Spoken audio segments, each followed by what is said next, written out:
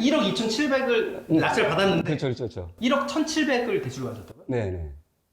계산이 좀 안 되시죠? 92% 정도 됩니다. 그 정도 선이면 단순히 우리가 1억 8천에 매도만 할 수 있다고 해도 수익이 2천 정도. 뭐 그 정도 될 것 같습니다. 그렇습니다. 정말. 우시는 거예요? 아니요, 땀이에요. 안녕하세요, 건물주입니다. 오늘은 저희 그 단타 스터디 1기 수강생분이 낙찰 받으신 빌라 물건에 와 있습니다. 이 물건은 저희 수강생분이 첫 낙찰을 받으신 물건이거든요. 무려 감정가의 47%의 낙찰을 받으셨습니다. 근데 47%라면 많은 분들이 아니 어떻게 경매로 47%에 받을 수 있지? 라고 생각하실 텐데요.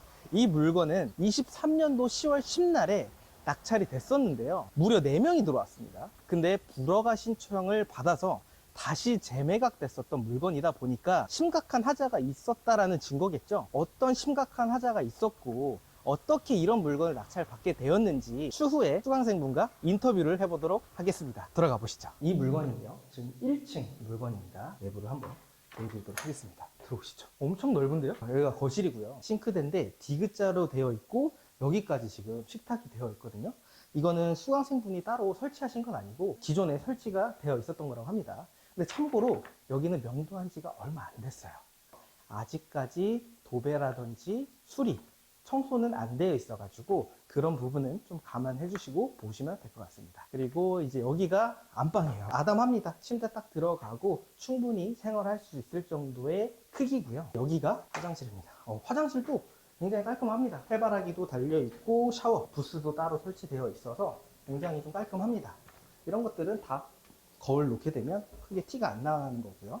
타일이 따로 뭐 깨져 있거나 그런 부분들도 전혀 없습니다. 그리고 여기가 되게 특이한 공간인데요. 저도 이런 거 처음 봤거든요. 여기를 한번 보여주세요. 문을 열면 바로 밑에까지 뚫려 있습니다. 여기를 보면 엄청난 사연이 숨어 있을 것 같죠? 원래 이렇게 되어 있지 않았었거든요. 어떤 사연인지는 조금 이따가 인터뷰 때 말씀드리도록 하겠습니다. 이쪽에도 화장실이 하나 더 있습니다. 화장실도 굉장히 깔끔해요. 지금 뭐 청소가 안 돼 있어서 그렇지 상태는 깨끗합니다. 그리고 이쪽에는 보면 보일러실이랑 세탁기를 놓을 수 있는 그런 공간이 지금 별도로 마련이 되어 있고요. 그리고 이쪽에 공간이 하나 더 있습니다. 보여드릴게요. 여기는 지금 아직 등이 안 나온다고 하더라고요. 그래서 이거는 교체를 하셔야 되는데 아직까지 수리가 안 돼 있다 보니까 가만히 주시면 될 것 같고, 여기는 좀 아담한 방이 있습니다. 지금 총 방 3개, 화장실 2개 있는 물건입니다. 그런데 눈치채신 분들도 있겠지만 여기가 끝이 아닙니다. 여기 보시면 계단이 보이죠? 밑에 또 공간이 있습니다. 한번 내려가 보실게요. 와, 엄청 넓습니다. 여기가 지금 지하에 또 있습니다. 근데 이게 아예 지하가 아니에요. 반지하입니다. 여기 보면 창이 보이시죠? 창이 다 있어서 환기에도 되게 용이하죠. 큰 거실이랑 거의 주방 합친 정도의 크기가 지금 밑에 또 있습니다. 여기 보시면 여기도 방이 엄청 크네요. 여기에도 지금 현재 큰 방이 있습니다. 와, 굉장히 시원해요. 바람도 좀 잘 들어오고, 물론 외부에서 안을 들여다볼 수도 있기 때문에 사생활 침해라든지 이런 부분들은 있겠지만 여기가 사람이 좀 많이 다니는 곳들은 아니기도 하고, 커튼을 쳐놓게 되면 충분히 여기를 생활하시는 데 있어서 큰 문제는 없을 것 같습니다. 그리고 아까 보여드렸던 공간이 여기 있습니다. 짜잔, 여기입니다. 이 공간이 아까 위에서 봤던 그 밑에 공간이에요. 이 물건 같은 경우에는 방 3개, 화장실 2개 물건이잖아요. 제가 항상 선호하는 빌라 물건의 특징입니다. 반지하에 또 이렇게 큰 공간이 있기 때문에 이 물건이야말로 단기간에 매도하기 정말 좋은 물건이라고 생각됩니다. 경기도 파주시에 위치한 빌라거든요. 근데 이 물건을 무려 감정가 대비 47%인 1억 초반대에 낙찰을 받으셨습니다. 저도 수강생분이 이 물건을 낙찰을 받았다고 했었을 때 나도 이 물건 입찰해보고 싶다라는 생각이 들었거든요. 어떤 이유에서 제가 그런 생각을 했었는지 수강생분이랑 한번 이야기를 나눠보도록 하겠습니다. 안녕하세요, 건물주입니다. 안녕하십니까, 이도건입니다. 오늘 경매 낙찰받은 물건의 현장에 와 있는데요. 저희 단타 스터디 1기 수강생분이신 도건님이 낙찰 받으신 빌라 물건에 지금 와 있습니다. 간단하게 좀 자기소개 좀 부탁드리겠습니다. 회사원이고요. 이제 퇴직이 한 8년, 9년 정도 남았는데 앞으로 두려움이 있어요. 막연한 두려움이 있는데 지인의 소개로 경매를 하면 어떨까 이렇게 생각하고 준비하던 중 다가구 특강을 이렇게 접하게 됐어요. 우연치 않게. 이분 강의를 꼭 다시 한번 들어야겠다 이런 생각을 했는데 마침 그 단타 스터디 일기를 모집한다는 소식이 있는 거예요. 무조건 바로 그냥 신청했습니다. 감사합니다. 그러면 처음에 이제 제 그 다가구 특강을 들으시고 그 다음에 이제 단타 스터디를 그렇죠. 듣게 되죠. 그럼 그 전에는 원래 경매 관련해서 강의 따로 안 들으셨었어요? 온라인 강의 좀 들었었어요. 온라인 네, 강의. 책도 좀 보고. 그거는 너무 이렇게 기초적인 거긴 한데 우리 건물쌤은 처음부터 끝까지 너무 자세하게 알려주시는 거예요. 이런 분이 다 있나 싶을 정도로 네, 너무 감동받았습니다. 보통은 이제 기본적인 것만 알려주잖아요. 깊이는 안 들어가잖아요. 근데 제가 그 초보자에도 불구하고 그런 깊이가 느껴졌어요. 그리고 이런 말 표현이 맞을지 모르겠는데 갓 신내린 무당? 뭐 이런 느낌이 들었어요. 제가요? 네네. 네.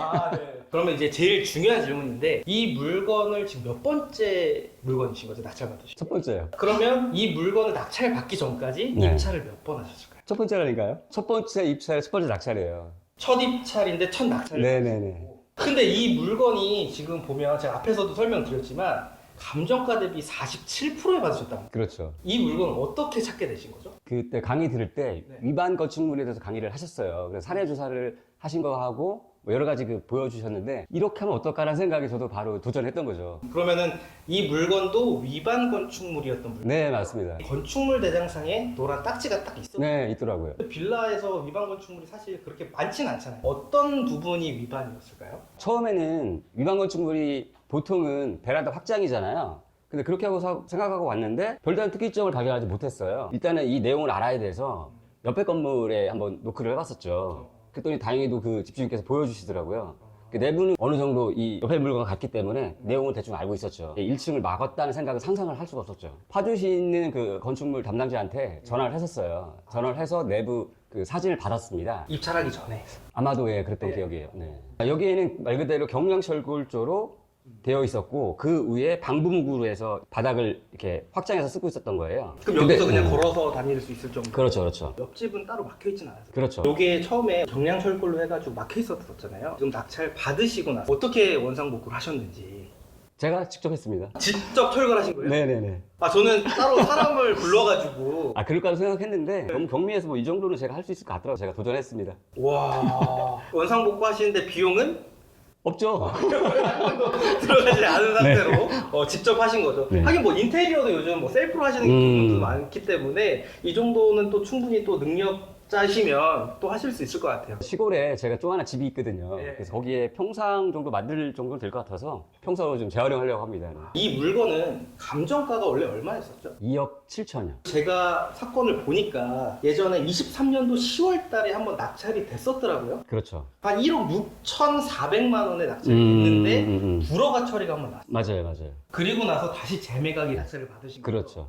근데 불허가 사유는 제가 잘은 모르겠지만 네. 아마 위반 건축물 때문에 낙찰을 받고 대출이 안 나온다고 얘기를 들으신 것 같아요. 네네. 그러다 보니까 아마 자금 계획 때문에 불허가 신청을 하신 게 아닌가. 불허가 신청하는데 또 여러 가지 이유가 있긴 하겠지만 어떻게든 그 송달 내역이라든지 이런 부분들 좀 찾아서 불허가 하신 것 같습니다. 네네. 근데 원래 이 물건 같은 경우에는 사실 제가 수강생분들한테도 교육할 때 말씀을 드리는데 오히려 그 전에 미납을 했거나 불허가가 된 사건들이 있잖아요. 네. 이런 사건들이 오히려 경매 초보자분들한테는 굉장히 부담으로 다가오고 맞습니다.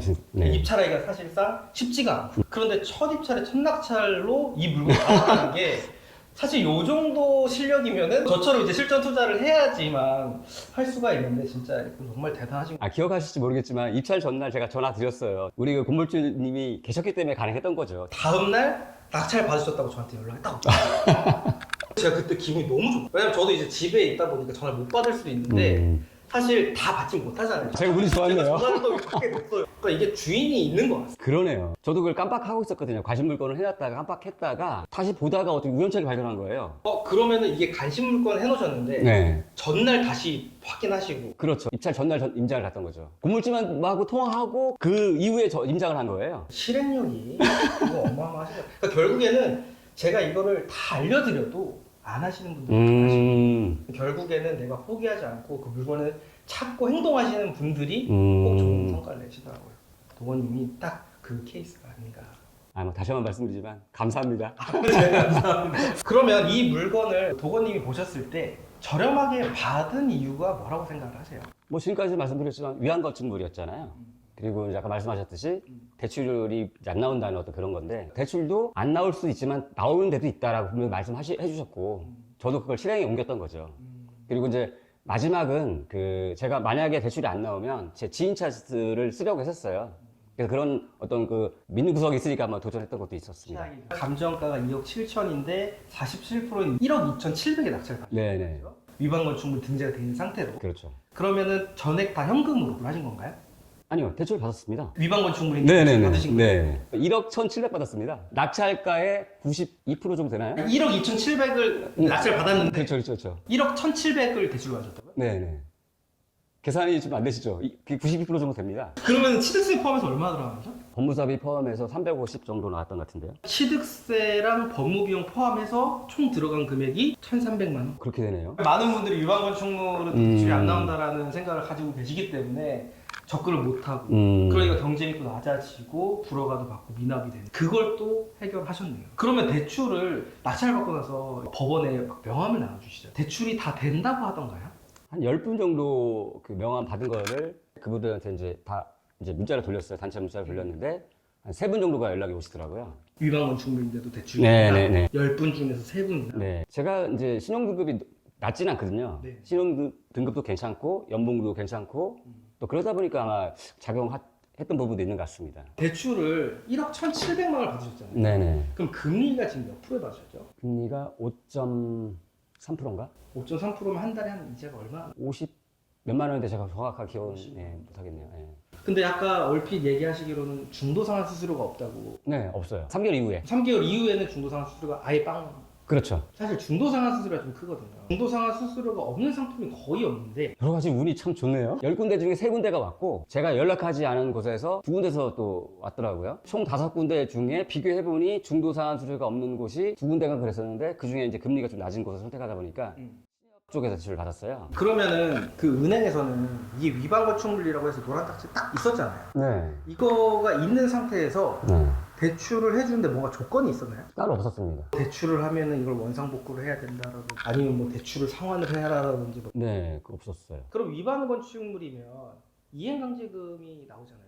나오죠. 그럼 요거를 어떻게 위반 건축물이 등재된 게 이제 시점으로 이제 나오잖아요. 네. 그러니까 1년에 2번 정도 나올 수가 있다 하는데 저는 이제 전소유가 당연히 안 냈겠거니 생각을 했는데 이번에 이제 낙찰 받고 나서 담당 공무원한테 전화가 온 거예요. 저보고 내야 한다고 전화가 왔어요. 저는 이제 뭐 교육도 그렇게 받았고 아니면 제가 알아봤던 거 보면 그 전소유자가 내야 된다라고 들었는데 파주시 이제 공무원은 승계되는 거다라고 얘기를 해서 아니 그 전소유자가 에게 나왔던 걸 왜 제가 냅니까? 라고 이제 물었죠. 그리고 그걸 받으려면 그 법원에 가서 배당 신청을 하세요라고 했더니 경매계 전화번호를 알려드렸어요. 공무원한테. 그분이 전화를 했더니 똑같이 말씀하시는 거죠. 그러니까 소유권 이전 건은 물을 수 없다. 아 경매계에서 경매계에서 얘기를 해주셨다고 하고 그리고 당연히 안 낼 줄 알았던 그 이행강제금도 전소유자가 냈다고 하더라고요. 깔끔하게 끝났습니다. 그래서 그럼 아예 뭐 없네요. 없어졌어요. 노래 없어졌다니까요. 그 이행강제금 뭐 우리가 할 것도 없습니다. 네. 그리고 알아보다 보니까 이행강제금도 소유권 이전이 된 이후에 발행되는 거는 50% 감면을 받을 수 있다고 하더라고요. 이 물건을 지금 낙찰을 받고 대출을 받으셔서 약 1,300만 원의 투자금이 들어갔는데 예상하는 수익은 어느 정도? 예상 매도가는 어느 정도 될까요? 지금 부동산 중개사 쪽에는 2억 1천 정도에 내놨는데 전날 제가 전화 드렸더니 이제 부동산 쪽에서 전화해봐라 하셨잖아요. 전화해보니까 1억 8천을 얘기하더라고요. 금매가로는. 금매가로? 1억 8천이 이제 마지노선이긴 한데 일단은 2억 1천 정도에 내놨습니다. 최대한 2억 정도에는 또 가능할 수도 있겠네요. 그게 아니면 이제 금매가인 1억 8천 정도. 그리고 제가 그때 전화해서 들었던 기억이 여기 실거래가가 주변에 있다고 제가 들었거든요. 그때 얘기하셨던 게 복층이 아닌데 실거래가가 된 게 한 1억 9천 정도. 맞습니다. 이 물건은 제가 이제 밑에도 쭉 봤는데 여기 위에만 지금 있는 게 아니라 방세기 화장실 두 개만 있는 게 아니라 밑에도 지금 그렇죠. 공간이 이만큼 또 있단 말이죠. 그렇죠. 다른 호실보다도 훨씬 면적이 넓기 때문에 네. 충분히 저는 메리트가 있다고 생각하고 맞습니다. 그러면 지금 아예 금매가 1억 8천이면 지금 취득세 포함해서 한 1억 3천 정도 되시잖아요. 도배나 등 정도만 하시면 되기 때문에 비용이 많이 들 것 같지는 않습니다. 네. 많이 들어가 봐야 뭐 100만 원? 그 정도 선이면 단순히 우리가 1억 8천에 매도만 할 수 있다고 해도 수익이 2천 정도. 뭐 그 정도 될 것 같습니다. 한 건에 이렇게 수익을 또 낼 수 있는데 사실 빌라 매물에서도 항상 이런 하자 있는 물건들을 좀 찾아서 하시면 아파트보다 더 좋은 투자인 것 같아요. 그런 것 같습니다. 이 물건은 감정가 2억 7천인데 감정가 47%인 1억 2,700만 원에 낙찰을 받으시고 법무사 취득세 비용을 약 350만 원, 명도 비용은 100만 원, 수리비 200만 원. 그러면 총 합계가 1억 3,350만 원으로 나오게 됩니다. 금매가인 1억 8천에 매도를 하게 되면 세전으로 약 4,650만 원의 수익이 예상이 됩니다. 그러면 이제 이 물건은 이제 낙찰을 받으시고 나서 명도를 또 해야 되잖아요. 네네. 제가 알기로는 또 명도 하실 때 꽤나 좀 힘드셨다고 제가 들었거든요. 혹시 어떤 분이 거주를 하고 계셨고 어떤 사연이 있었는지 간단하게. 일단은 배운 대로 했어야 되는데 사실 제가 좀 서둘렀어요. 절대 서두르지 말아야 할 부분인데 알면서도 초보자들은 서두르게 되거든요. 그러다 보니까 임차인과 마찰이 좀 있었는데 계속 제가 코칭을 받았잖아요.